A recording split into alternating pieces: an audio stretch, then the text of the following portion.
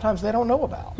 Interesting, interesting. Well, let's turn now. We have a caller on the line waiting. Alfred from Warrior is joining us tonight. Alfred, we certainly appreciate your call. If you will, go right ahead with your question for Alan.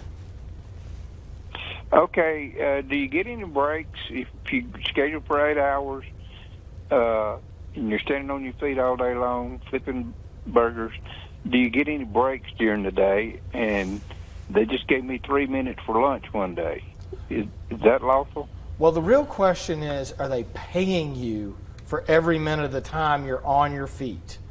If you're working 8 hours and then your employer doesn't let you take a 30-minute meal break, but they take 30 minutes out of your recorded time, yeah, they might be breaking the law right then and there, depending on whether you're working more than 40 hours in a work week or if they're paying you so little, your pay really starts becoming below the minimum wage. But in terms of just getting a mandatory break, not really. There's really no way to enforce that. But they need to make sure if you're working, you get paid for it. And a meal period is different than a rest break. You're supposed to get a paid rest break. In the Code of Federal Regulations, you should get a rest break of 5 to 20 minutes that's on the clock. Now that's interesting because I thought things like a lunch break or like 2 15-minute breaks, we hear about that, are required. I hear you saying not necessarily. Not necessarily. Okay. They just need to pay you for it. Okay.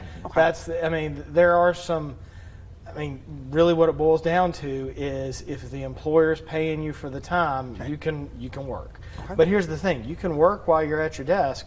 That's paid lunch. Yes. If they tell you take 30 minutes and go somewhere else and you get 30 minutes off, then they can take 30 minutes out of your recorded working time, and that's okay. Okay.